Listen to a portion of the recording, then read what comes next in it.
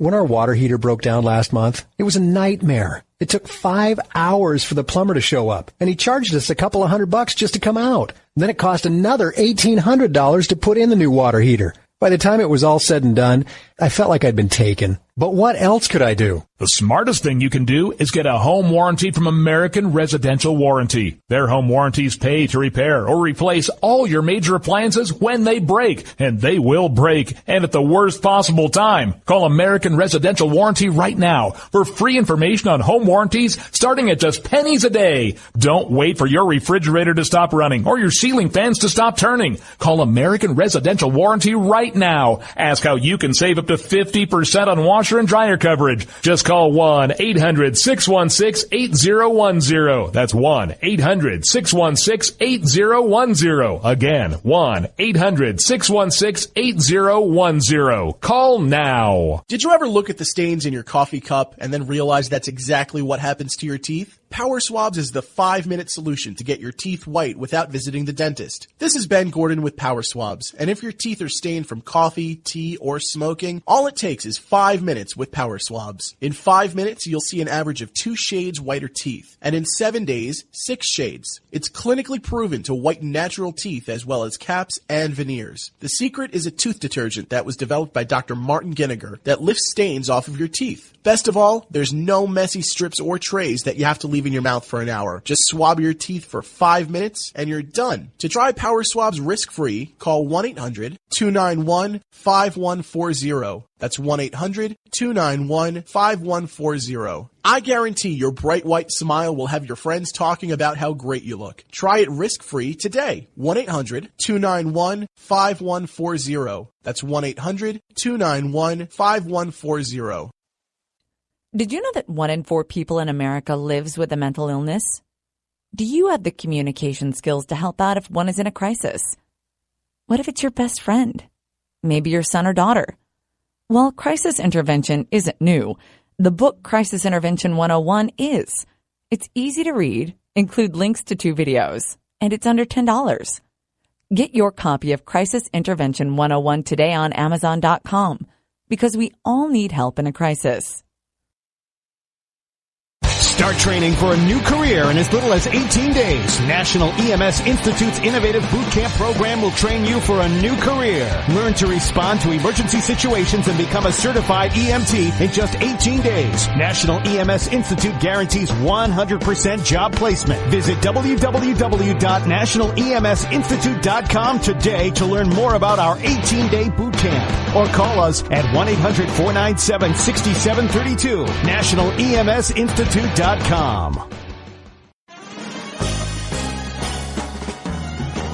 Stuck in a boring, low-paid job? By 2017, there will be a shortage of 2 million cybersecurity jobs worldwide. If you have a technical background but don't have a computer certification, you're being drastically underpaid. In months, you could be qualified for a new job in information technology, making real money with real job security. A new career is just a few clicks away at thecodeoflearning.com.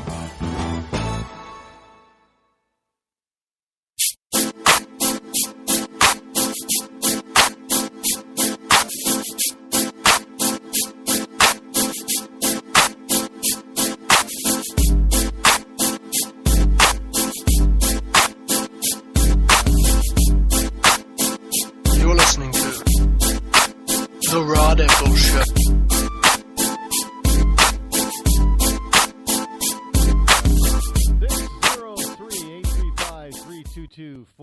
Is a number, so give us a call, give us a ring, give us a buzz, however you want to call it. What do they say? I'll ring you. Is that what they say in England? Telly. I'll ring you on the telly. Do they still say that for cell phones? I'll ring you on the cell. Do they call the cell? Do they call a cell a telly? Well, cellular telephone.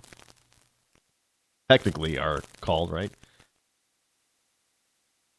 They're handheld devices now. But that's kind of a stupid title, too, actually, when you think about it, because a lot of handheld devices. You know, and there are states that it has to be hands free. You can't utilize a handheld device. Now, what the law is intended for is no texting and driving or things like that. No using your cell phone. But a handheld device can be anything that you have in your hand. And you get pulled over, and the cops as well. You could I don't know. You could be holding your comb. And maybe you're not combing your hair, but you could be holding your comb. But that's a handheld device, technically.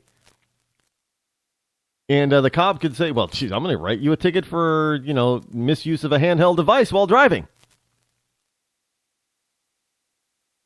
And technically, although it's not what the law was intended for, you could be eating. I don't know. Can food be construed as a handheld device? Well, maybe if you were reaching for the bag, I don't know. I'm sure that's probably coming. Where, there'll be. You might as well start, instead of having nice, big, roomy cars, you might as well start having these cars that are compartmentalized, and you can't converse with anybody, and take the radios out, because this whole thing. Well, all these things are, cellular phones are distraction. Yeah, and so is, half a dozen other things in the car. But I'm surprised. I'm surprised that when people get in an accident, Central New York last week there was an accident. A young man, he's 28 years old, was high, and this whole. And again, I'm not one who's adamant of keeping marijuana, the hemp, illegal in this country. I think it's stupid. But here's the problem. This young man, 28 years old, was high. Evidently, he was allegedly high on marijuana. And he was texting. And he was speeding. And this whole notion, people who are high, they just sit around, and they're high on pot, man, they just sit around and they mellow out and they don't do anything. No, this was morning commute. He was already high. So in other words, he got up and probably took a few tokes of the weed, and that was his breakfast. Jumped into his car, probably thought he was going to be late for work, so he was speeding. And then he decided that he was going to text while he's speeding while high, not paying attention to what's going on in front of him, and a school bus stops, and he slams into the rear of the school bus. Knocks himself dead out. Not dead, but, cold. Cops arrive, phone's in his lap, he's unconscious, they had to extract him, do blood tests, blood work, find out he's high on pot, find out he was texting, find out he was speeding, and they arrested him. It's seriously idiocy of some people. But you know what? Unfortunately, you'll have a rare few people like that. Because how many times is somebody going to run into the back of somebody else or run into the back of a school bus because they're high, late for work, and they've been speeding while texting? It's not going to happen. It's going to be a really rare instance. But we're going to have some lawmaker in the state of New York try to come up with some law that makes it even tougher for people to do certain things in their vehicle, and it's going to just ensnare even more innocent people who otherwise would not be considered to be lawbreakers. You do realize that you're not a lawbreaker until somebody passes a law that says you can't do what you probably used to do. Think about it. For example, before Prohibition, everybody who drank, they weren't criminals. They were law-abiding citizens. And then the government decided in its infinite wisdom that they were going to ban alcohol. Well, now, all of those millions of people who were legal law-abiding citizens the day before now all of a sudden become lawbreakers or criminals. See what I'm saying? See what happens when you start writing and passing law after law after law? I mean, it's to the point now where literally you probably break a half dozen laws from between the time that you wake up until before lunchtime. every single day. And you probably don't even know that you do most of them. I mean, people get snared in these, especially when it's time for revenue generation or, for police officers when it comes time for, quotas. Hey, you're behind in your ticket writing quota, man. You better get out there and do something about that. So when you notice cops hanging around places that they're usually not hanging around all the time, they're just parked there, or they're just sort of slowly cruising the parking lot someplace, or if it's late at night and they're just, normally when you go to the, like you go to 7-Eleven a lot, hardly ever see a cop. But at a certain time of the month, for about 2 or 3 days, you'll see cops there all the time because they got to meet their quota. And they're looking for you to do anything. And we're always told, hey, ignorance of the law is no excuse for you breaking it. Well, hey, if I knew that was a law, I wouldn't have broken it.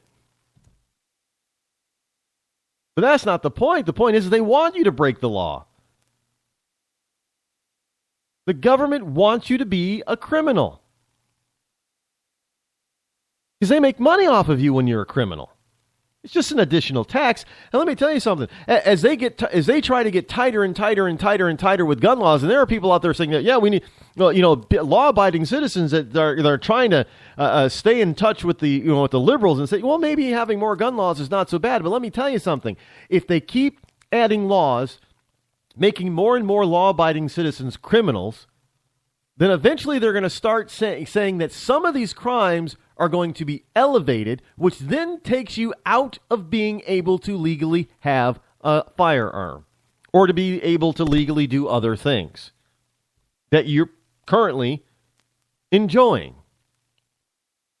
Don't doubt me, folks. I've seen it happening over the past 30 years or so. We have been going down this progressive pro-law trail. Not pro-public safety, pro-law. There is a difference. Arresting a man for being on his skateboard because he's drunk is not pro-safety. That's pro-law. And it's only designed for one thing, to turn that person who thought that they were being responsible by not getting behind the wheel of an automobile and driving drunk. Now they're turned into a criminal.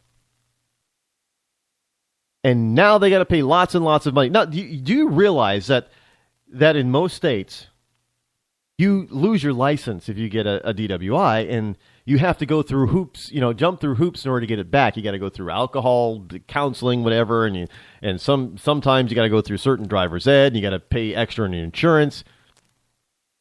Now, how would you like to be the person who's riding a bicycle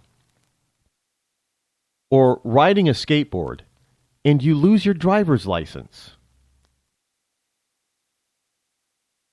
You're riding in a wheelchair. Oh, driving drunk in a wheelchair, you lose your driver's license for an automobile.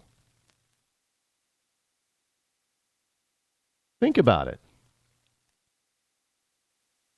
And tell me I'm wrong about this whole notion about pro-law versus pro-public safety.